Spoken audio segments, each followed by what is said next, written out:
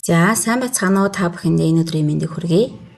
За миний би Сүхбаатар аймгийн Баруун Цэмийн Ерөнхий Олонх Улсурлын 3 дугаар сургуулийн байгууллага улсурлын багш Сэмья гарав гэдэг багш байна. За яг одоо та бүхэндээ манай сургууль дээр мэргэжлийн хөгжлийн бүлэг хэрхэн үйл ажиллагаа явуулж байгаа талаараа өөрсдийнхөө үйл ажиллагааныхаа сайн туршлагыг түгээн илрүүлэхэд бэлэн болсон байна.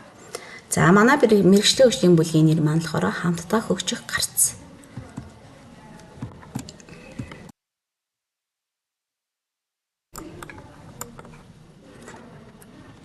За танилцуулга Сүхбаатар аймгийн Баруун Цэмийн Ерөнхий Олонх Улсурлын 3 дугаар сургуулийн байгууллага улсурлын багш нарын хамтдаа хөгжих гарц математикийн мэргэжлийн хөгжлийн бүлэг нь нийт 14 гишүүнтэй.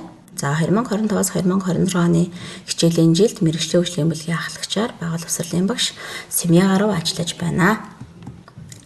За энэ гишүүдийн маань танилцуулга харагдаж байна. За манай бүлэг нэгдэх асуудал нь юу байсан бэ гэхлээр за боловсролын газар болон сургуулийн захиргаанаас авсан шалгалт мөн менежерийн нэрэмжийн шалгалт болон багшийн өөрийн үнэлгээний шалгалтаар за өвлөртөө бодлогын бодолтод анализ хийж үзэхэд суралцагчдын 70-аас 80% нь өвлөртөө бодлогыг дөрвөн алхамжлалын дагуу бодож сураагүй. За зөвхөн бодолт хийж хариу гаргаж орхидог байсан. За тэгвэл бид бүхэн энэхүү асуудлыг шийдэх хүрээнд багш нар хүсэл сонирхлоороо нэгдэж за ийм бүлэг үүсгэсэн байгаа. За мэргэжлийн хөгжлийн бүлгийн зорилго маань за бүлгээрээ тогтмол үйл ажиллагаатай ажиллаж хамтран суралцаж хамтдаа хөгжих суралцагчдыг математикийн хичээл дур сонирхолтой болгож масын сургалтын чанарыг сайжруулахад оршино гэж авсан байгаа. За ерөөсөө л манай бүлгийн энэ удирдлагын маань үр дүн өвлөртөө бодлогыг л ерөөсөө дөрвөн алхамжлалын дагуу бодож хэвшээ гэж авсан байгаа. За бид бүхэн хичээлийн жилийнхээ эхэнд болохоор бүлгээрээ уулзаж хийх ажлынхаа үйл ажиллагааны төлөвлөгөө гаргасан. За энэхүү хичээлийн эхний удирдалд болохоор бид нэр ерөөсөө л төлөвлөгөөгөө чадварлаг багш хөгцсөн хүүхэд гэсэн 2 чиглэлээр гаргасан. За хүүхэд рүү ямар чиглэсэн үйл ажиллагаа авах вэ гэхлээр за бид бүхний зорилт маань хүүхэд бүрийг л ерөөсөө математикт дурлуулъя гэдэг зорилт төвшүүлсэн.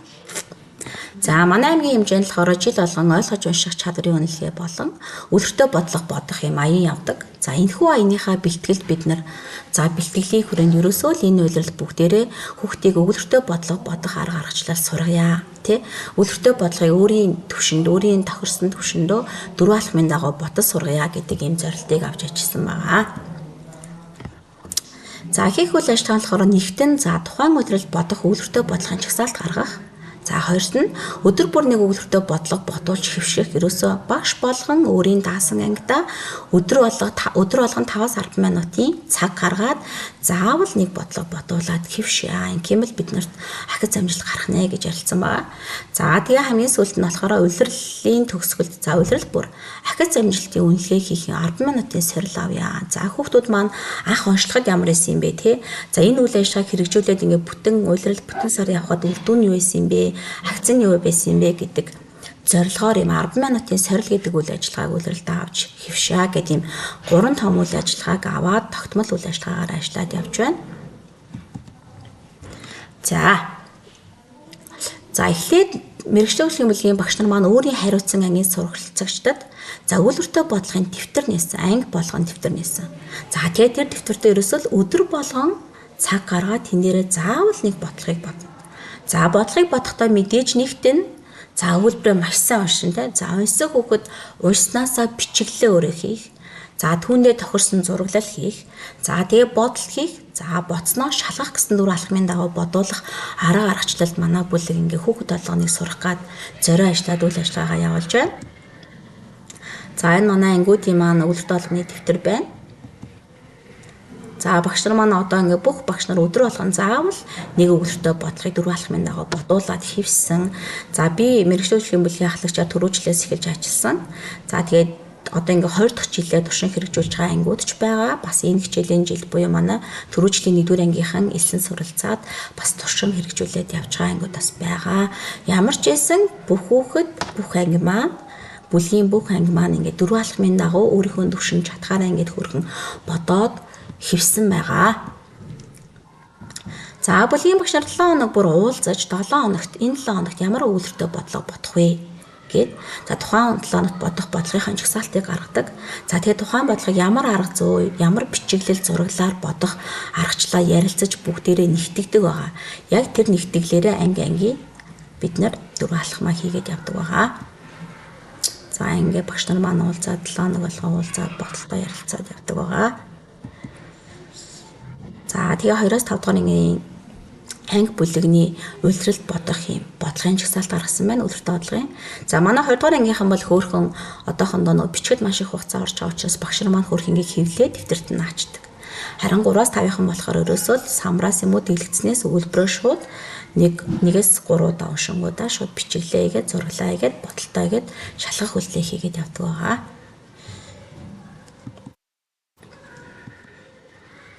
За ингээ ангиудын бодлого байна. За мэдээж ингээ бодлогоо гаргасныхаа дараа бид нэр за бүлгийн багш нар маань хамтарч 1-р улирлынхэнд 25 дугаар ангийн сурагчдаас өгүүлбэртэй бодлого бодох онцлог үнэлгээг авч хүүхэд бүрийн мэдлэг чадварын түвшинг тогтоосон. Ба улирлын төгсгөлд үр дүнгийн үнэлгээг авч хүүхэд бүрийн бол анги хамт олонны ахиц амжилтыг тооцсон гаргасан. За мэдээж 3 дугаар ангийн суралцагчдын суур түвшин бол за энэ дэлгэцэн дээр харуулсан байна. Хүүхдүүд бол ерөөсөө өгүүлбэр бичлээ үйлдэл хийдэг тийм ээ. За бодлогын хариулт гаргадаг. За ололттой тал нь зарим хүүхдүүд болохоор тайлбар хийж байна тий. За нэг бодолт гэдэг нэг л халахмыг хийдэг байсан байна. За 4 дугаар ангийн суралцагч болохоор за өгүүлбэрээ бичлээ бас л томьёонд оруулаад ботчдаг тийм ээ. За бас товччлэл хийдэг хүүхдүүд бас байна. Энэ нөгөө нэг 3-5 дугаар ангийн төвөр хүүхдүүдээс ингээ аваад бид нар нэгтгэсэн байгаа. Сургуулийнхаа за 5 дугаар ангийн суралцагчд бол бас хөөрхөн зарим зураглал зурж байна. Тэгээд бас л бодлого хийж байна тийм ээ. За ийм суурь төвшин маань ах юм байсан.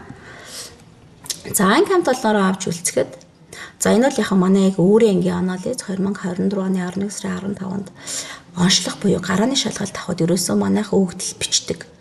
За маш зөв хүүхдээ тий. За тэгэхээр зураглал гэдэг зүйлийг бүр октоосоо хийдэг ингээ бүгд тийг оноотой буюу за шалгах гэдэг зүйлийг бүр октоосоо хийдэг. Ерөөсөө 4 алхмаас өгдлийг нэрсээр хийдэм байх боталтыг л хүүхдүүд хийгээд идэг болохоос ерөөсөө тухайн бодлогондоо тохирсон зураглал хийдэггүй. Тэгээд боцноо бас шалгах гэдэг үйлдэл байдаггүй байсан юм байна гэж харсан. За тэг гүйцэтгэлийн өмнө 32 байсан те. Харин тэгээ сарын дараа буюу түрүүн оны 12 сарын 23-нд авахд за манай ангийнхэн бичиглэл гэдгийг бүр өөрийн хэмжээнд хүүхэд болгон хөөрхөн товччлэл хийгээд сурчжээ. Зураглал гэдгийг бас их их нь хийгээд 89% хийгээд сурцсан байна те. За боталтыг л хүүхдүүд мэдээж буруу зөв нь хамаагүй бодно. Харин шалгах гэдэг зүйлийг ангийн 74% нь хийцэн байна. Тэгэхээр энэ маш их ололт амжилт байна гэж бид нар харж байгаа. Ерөөсөө л энэ 4 алхмыг бид нар өдөр тутамдаа хэвшүүлээд байх юм бол энэ маань анги хамт олон тий буцаад сургуулийн маань нөгөө нэг массын сургалтын чанарт маш их үр дүн өгөх юм байна гэж бид нар харж байгаа. За энэ бол манай ангийг анх эхлэхэд ямар байсан, сарын дараа 20 сарын дараа ямар байсан бэ гэдэг явц байна. За одоо бол ингээд 2 жил хэрэгжүүлсэн одоо анги бол тий гүйцэтгэлийн хувь бол 87 байна. За бичиглэл зураглал шалгах бодох гэдэг зөрүүлдэг юм бэ л хийдэг тийм ээ. Одоо миний анги 37 хүүхдэд байлаа гэхэд одоо 30 хүүхэд нь яг хөөрхөн ингэ тачган талаа хийнэ гэсэн. Ингэ 7 хүүхэд бол мэдээж ангид дээд төвшинж байгаа, доод төвшинж байгаа. Тэ ихтэй ангийн их мас бол яг энэ хөөрхөн 4 алхамд ингэ татаад ирж байгаа гэсэн. За бид нар энэхүү хичээлийн жилдээ бас түрүү жилийн 1-р ангийнхан буюу 20 дугаар ангийнхныгаа бүлэгтээ нэмж оруулсан байгаа. Багш нар маань бас энэ хөөрхөн юм байна. Хүүхдэд өгөлтөө бодлоо бодуул сургая гэд оруулсан байгаа. За тэгэхэд одоо 20 дугаар ангийн онцлог үнэлгээгээр одоо энэ 20 ангийн маань сурагчдын зураглал гэдэг зүйлийг бас л нөгөө мэдхгүй хийхгүй байна те.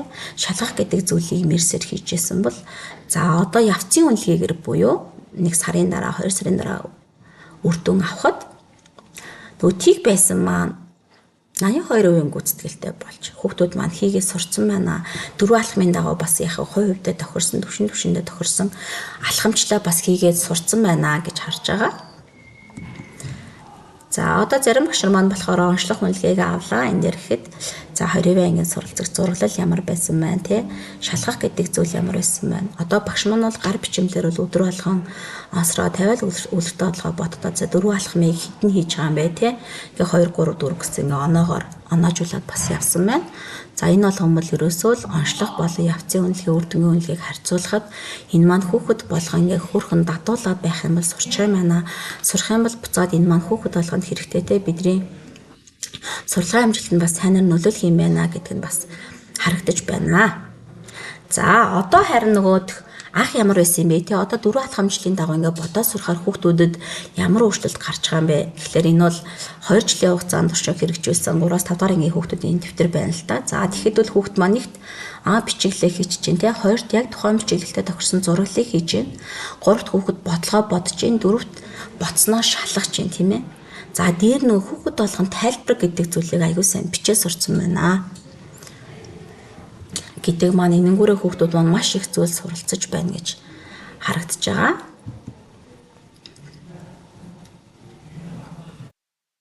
Тэгэхээр одоо яг одоогоор манай бүлэгт байгаа 25 дугаар ангийн суралцагчдын маань ихэнх нь яг энэ 4 алхмын дагуу ингээд хөрхөн бодоод хийвсэн. За тэгээ ингээд том ангийнхан бол бүр хөрхөн ингээд 4 алхмаа ингээд яг ягштал хийхийн тулд ингээд тодруулагч ашиглаад өөрсдөө хөрхөн тэмдэглэгээ хийгээд яваад хийвсэн байгаа. Өдөр болгон өөртөө бодлогыг бид нар бодож хэвшээд байгаа.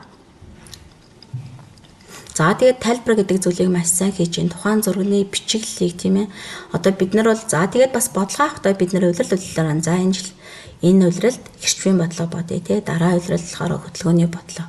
За эсвэл энэ геометрийн бодлого гэд улирал сар сараараа ингээд агуулга бас ярилцаад аваад өөрчлөлт явдаг байгаа. За энэ бол ингээд хүүхдийн дэвтрийн бичиглэл харагдаж байна. За энэ хөрхөн манай нэг энэ хичээлийн жил буюу 2 сар ингээд туршиж хэрэгжүүлж байгаа 20 дугаар ингээд суралцагчдын маань дэвтэр байна. За багш нар бол хөөрх ингээд өөртөө болгохоо бодлогоо ингээд дэвтэрт наагаад өгдөг. Тэгэд одоо 2 дугаар ангич байсан хүүхдүүд маань ингээд хөрхөн тохироо бичиглээ хийгээд зураглаа хийгээд бодолтоо хийгээд шалгахаа хийгээд ингээд явж байна.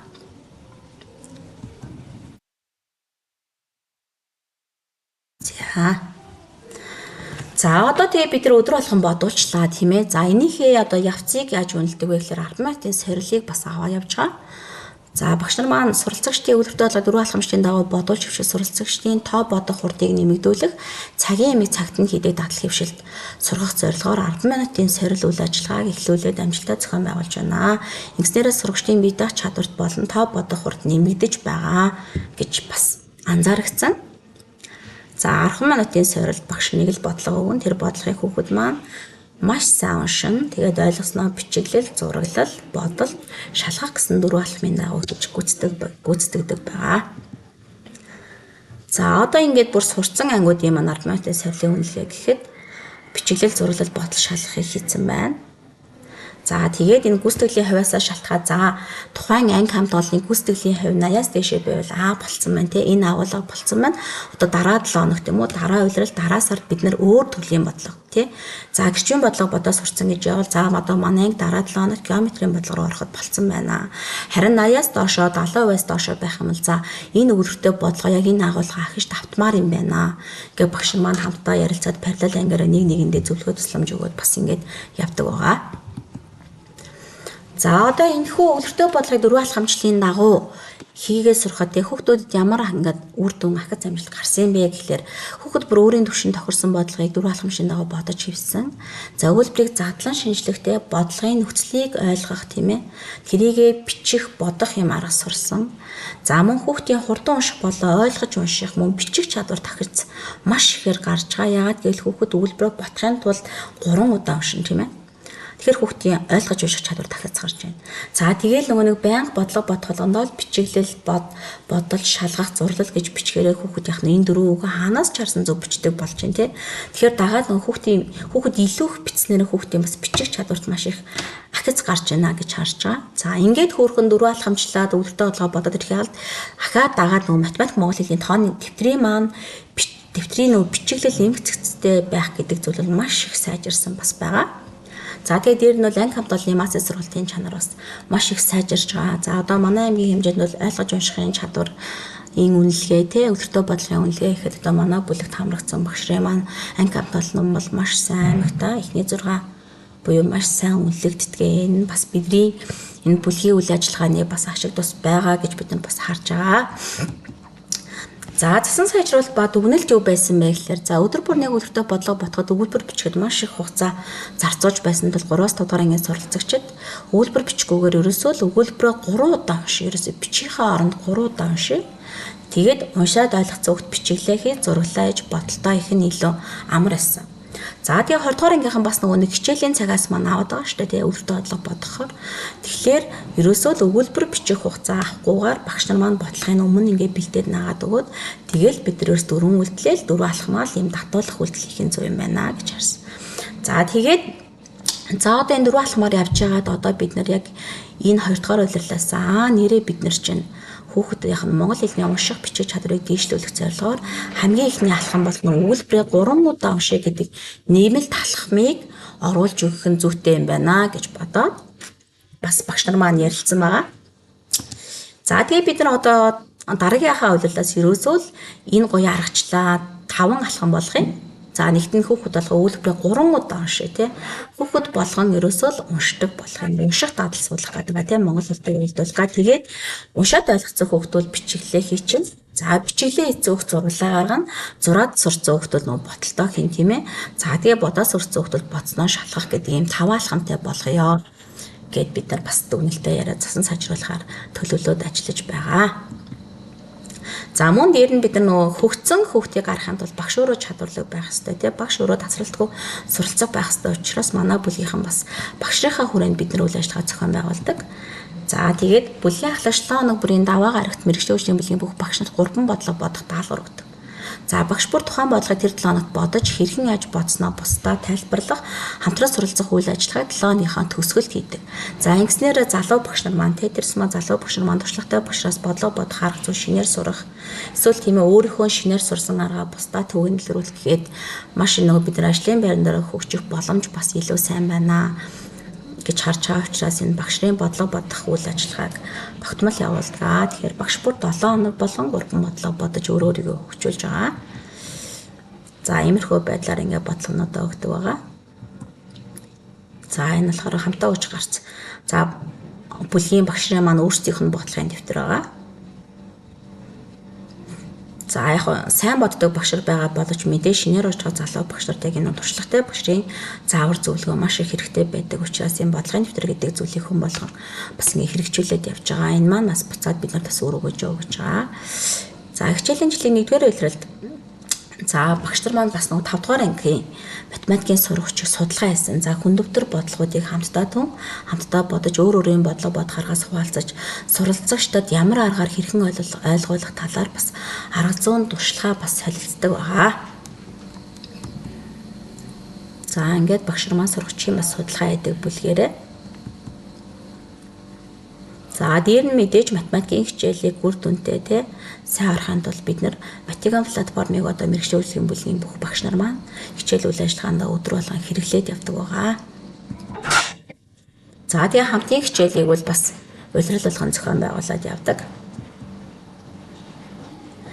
За одоо бүлгийн хамтын үйл ажиллагааны үр дүнд багш нарт ямар үр дүн ахиц амжилт гарч ийн вэ гэхээр ерөөсөө л багш нар маань математикийн хичээлээр нэг нэгнээсээ суралцаж хамтдаа хөгжиж чадсанаар үр дүн гарсаар байгаа тий. Байгууллагын багшийн математикийн хичээлийн хөндлөнгийн шалгалтанд бүлгийн багш нар маань амжилттай шалгалт хийж мэргэжлийн багш нараа бас тэргүүлж байгаа. Ингээ мастераа манай 3 дугаар сургуулийн багш нар бол хамтдаа хөгжиж чадчихна гэдгийг бас харж байгаа. За тэгээ гэрчмийн бодлогыг бас бид нар бодуулдаг. Тэрний дэвтрийн үйл ажиллагаа байна. Дагаад за зэгцтэй дэвтэр аянг бас улирал болгон зохион байгуулдаг. За ингээд бид бүхний за сайнэрчлагыг сонссон та бүхэндээ маш их баярлалаа. Бас ингээ анхаарал хандуулсан та бүхэндээ маш их баярлалаа.